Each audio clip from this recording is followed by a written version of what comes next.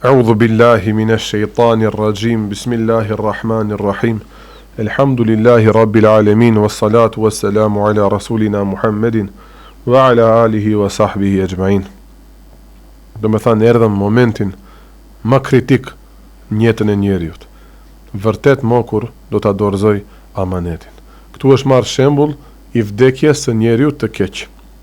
Çka tham?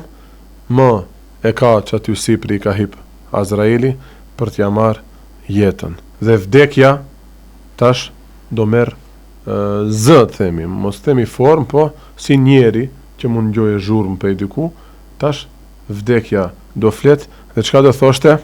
Unë jam vdekja që do të ndaj nga kjo dynja, do të ndaj nga fëmijët e tu, nga gruaja dhe nga pasuria.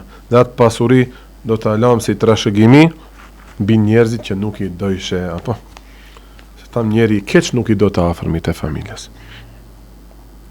E ky person, momentin kur do të dëgjoj këtë zhurmë nga vdekja, qatë moment me njerë dë vdese. Me njerë dë vdese. Mirë po, pak do të dridhet, do të rotulloj ftyrën gjathë dhe të majtë, se thot kjo është alameti i vdekjes së njeriu të keq. Keni kujdes. Tamam. Tregohet për hoxhën e hoxhës tem, Ali Hajdar Efendin. Zdi sa javë, them, nuk e di fix, po ka qenë mos në kom, kështu, veç biologjikisht, veç frym ka marrë, në me thonë. Me javë, ndoshta me muaj të tëra.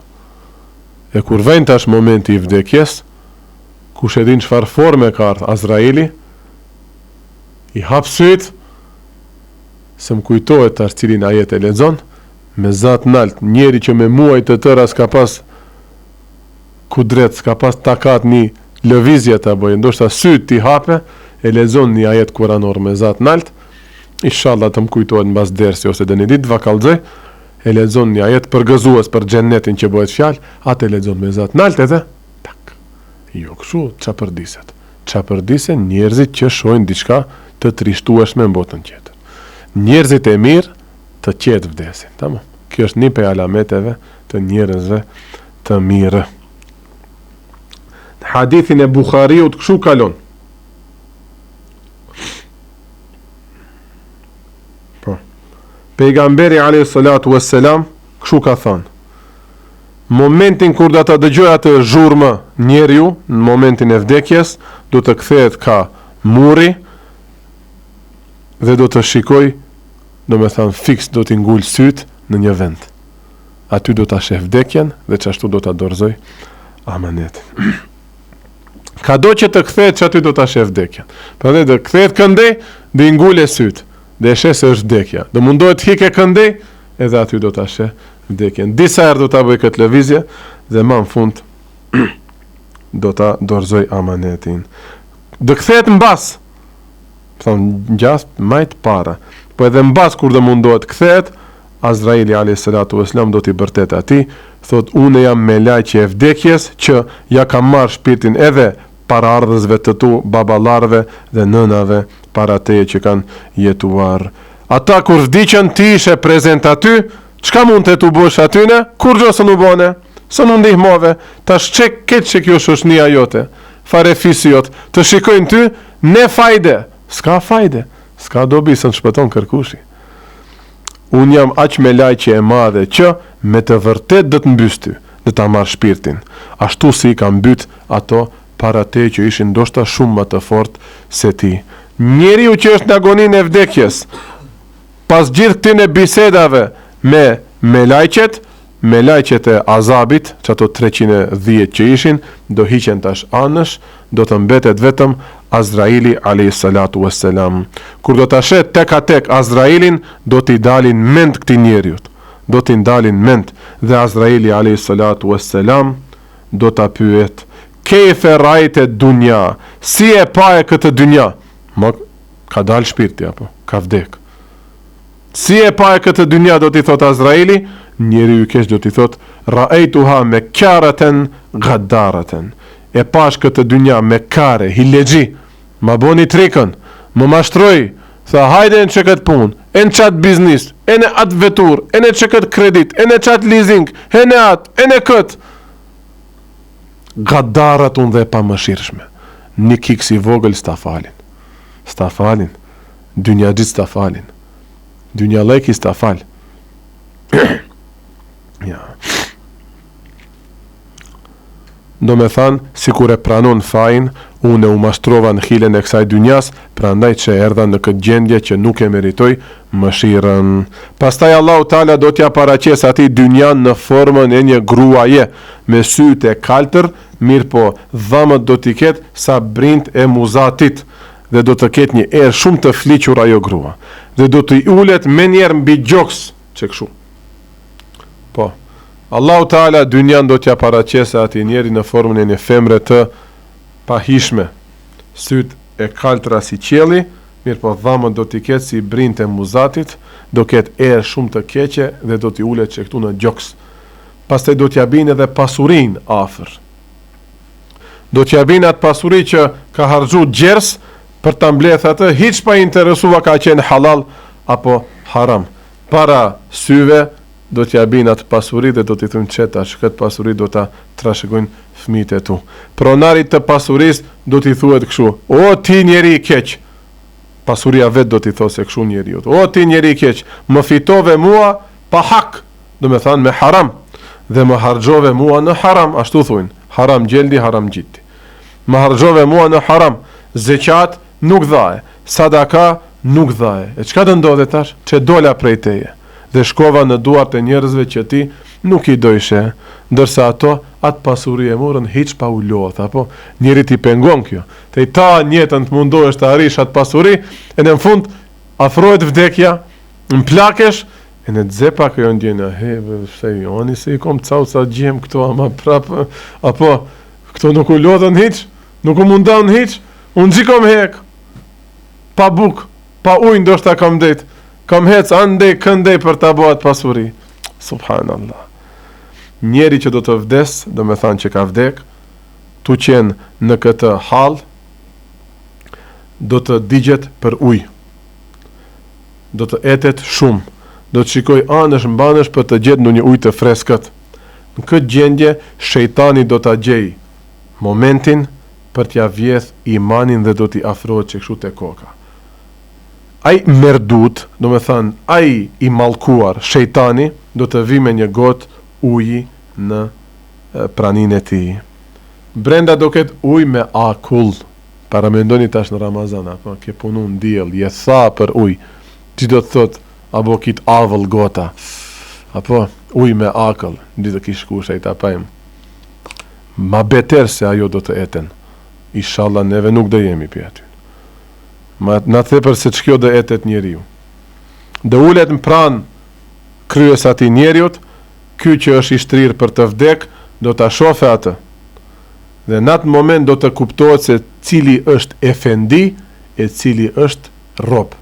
Efendi ka qenë robi atij shejtani, se ne ka mashtru, ai ka lujt me shejtanin.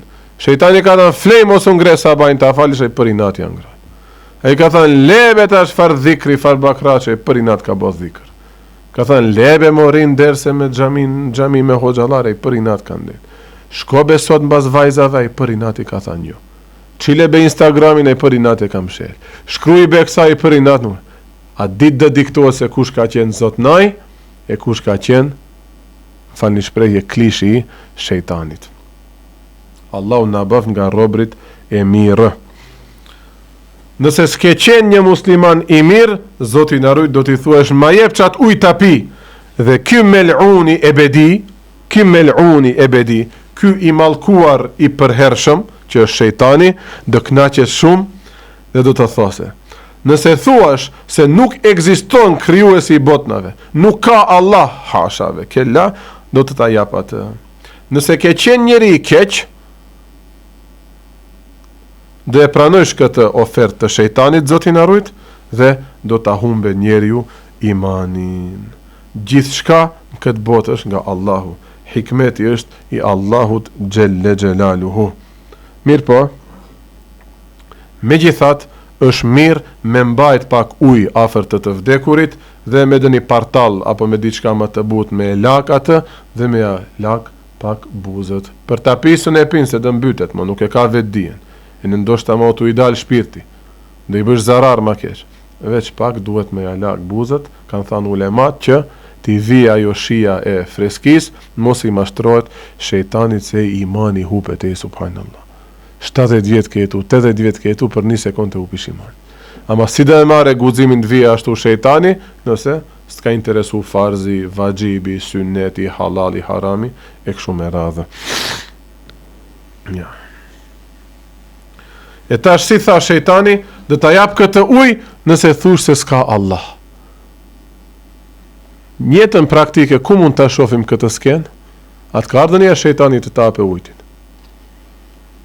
Ujë ndoshta jo, ama ke shku themi në një ditëlindje me shokët e klasës, e në dëni që ka qenë ma gjek shu, ka qeras, ka një pije. Kur e shofish ti kjo, pije alkoholike. Hape mere njëherë, se zbojnë gjë për njëherë. Hape se njëherë, nuk dhe pijesh ti. Po nuk o gjinabe vesh njëherë. Ose ka një bindje në mesin e ma vjetrive të themi. Derisa si e martu nuk shkruhet gjina, knaqu. Kur ta tradhosh gruan o gjina ti bësh ato punë, stakfirullah. Zina jo është zina, bezotin. Ha beqar, ha i martuar. Ha i martuar dënimin e ka ndryshen këtë dynja, ama si gjinaf peshon njëjtë, zina, jo zina kjo. Ja, që këto janë ato ofertat e shejtanit, bane benje.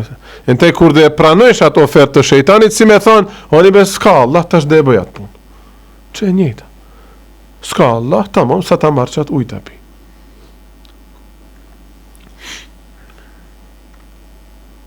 Mirë po, nëse mbrin hidajeti Allahut, do me thënë, si e thëmë në të hadith në filim të dersit, të shumë derseve më parë në YouTube do jetë, pejgamberi a.s. Shka kishtë thënë? Me lajqa, qysh mbark nanës, ja shkru në do jetë gjennetli, apo gjennemli. Nëse arrin që i caktimi Allahut, do me thënë, nëse ka qenë ki i shkruar për gjennetli, Allahut dja për atë takat, që mos mashtrojt për atë gotën e ujtit, dhe ta largoje shejtanin e mallkuar nga koka e tij.